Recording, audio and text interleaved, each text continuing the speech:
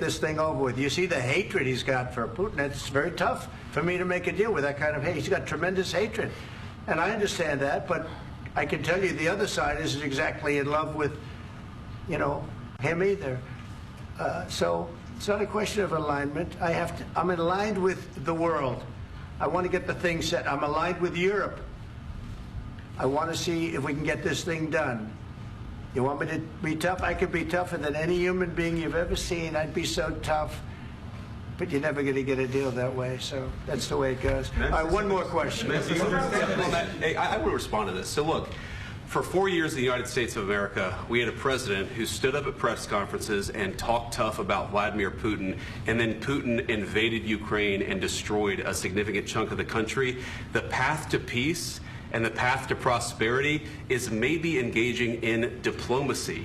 We tried the pathway of Joe Biden of thumping our chest and pretending that the President of the United States' words mattered more than the President of the United States' actions. What makes America a good country is America engaging in diplomacy. That's what President Trump is doing. Can I ask you?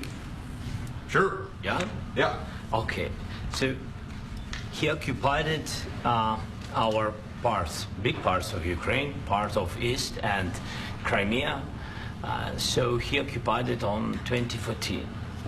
So during a lot of years, so I'm not speaking about just Biden, but those time was Obama, then President Obama, then President Trump, then President Biden, now President Trump, and God bless, now President Trump will stop him. But during 2014, nobody stopped him. He just occupied and took. He killed people. You know what the contact line? 2015. 2014. 2014 and 2014. 2014. Yeah. So I was not here. Yeah, but that's exactly right. Yes, but during 2014 till 2022, yeah, the situation the same. The people have been dying on the contact line. Nobody stopped him. You know that we had conversations with him, a lot of conversations, my bilateral conversation, and we signed with him, me, like a new president. In 2019, I signed with him the deal. I signed with him, Macron and Merkel, we signed ceasefire. Ceasefire, all of them told me that he will never go. We signed him with gas contract. Yes, but after that, he broke this ceasefire. He killed our people, and he didn't exchange prisoners. We signed the exchange of prisoners, but he didn't do it. What kind of diplomacy, JD, you are speaking about? What do you mean? I'm talking about the kind of diplomacy that's going to end the destruction of your country. Yes, but if you Mr. President, with respect, I think it's disrespectful for you to come into the Oval Office and try to litigate this in front of the American media. Right now, you guys are going around and forcing conscripts to the front lines because you have manpower problems. You should be thanking the President for trying to bring an end to this conflict. Have you ever been to Ukraine that you say what problems we have? I have been to. Count once. I've actually watched and seen the stories, and I know what happens is you bring them on a propaganda tour, Mr. President. Do you disagree that you've had problems bringing people into your military? And do you think that it's respectful to come to the Oval Office of the United States of America and attack the administration that is trying to prevent the destruction of your country? A lot of questions. Let's start from the beginning. Sure. First of all, during the war, everybody has problems, even you, but you have nice ocean and don't feel now, but you will feel it in the future. God bless. You don't know that. God bless. God bless. You will not have war. Don't tell us what we're going to feel.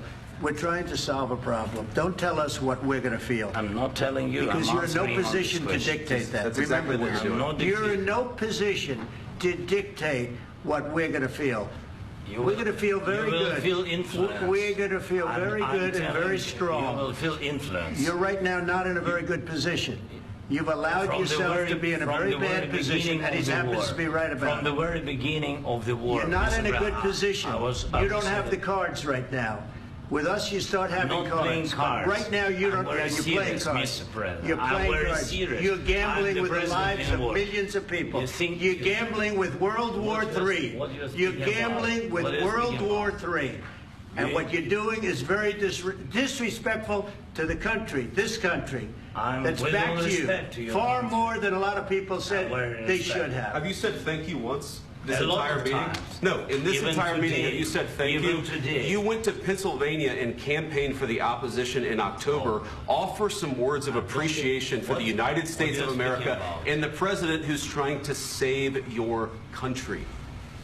Please, you think that if you will speak very loudly about the war, you He's can... not speaking loudly. He's not speaking loudly. Your country is in big trouble. Can I Wait a answer? minute. No, Can you've I done a lot answer? of talking. Your country is in big trouble. I know. You're not winning. I know. You're not winning this. You have a damn good chance of coming out okay because of us. Mr. President, we are staying in our country, staying strong from the very beginning of the war. We've been alone, and we are thankful. I said thanks You haven't in been this alone. cabinet. You and haven't not been only alone. in this cabinet. We gave you, through I this said stupid president, $350 billion. You voted we gave for you your military president. equipment, You and your voted men for are your brave, president. but they had to use our military. What about If you didn't have You our invited military me- equipment, You invited if me you to didn't speak. have our military equipment, this war would have been over in 2 weeks. In 3 days, I heard it from Putin. In 3 days, this is something Maybe new. less. In 2 weeks, of course, yes. It's going to be a very hard thing to do business like this. I tell you. Just say thank you. I said a lot of times to American people. Accept that there are disagreements, and let's go litigate those disagreements rather than trying to fight it out in the American media when you're wrong. We know that you're wrong. But you see, I think it's good for the American people to see what's going on. I understand, sir. I think it's I very understand. important. That's why I kept this going so long. You have to be thankful. You don't have the I'm cards. thankful. You're buried there.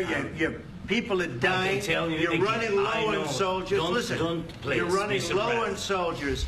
It would be a damn good thing. Mr. And then you tell us, I don't want a ceasefire. I don't want a ceasefire. I want to go and I want this. Look. If you could get a ceasefire right now, I tell you, you take it so the bullets stop flying and your men stop getting killed. Of course, we want to stop the war. But you're saying you don't want a ceasefire. But I said to you, I want a ceasefire. with guarantees. Because you'll get a ceasefire faster than an agreement. Ask our people about ceasefire, what they think. That wasn't doesn't with matter me. for you what- That what wasn't this with me. means.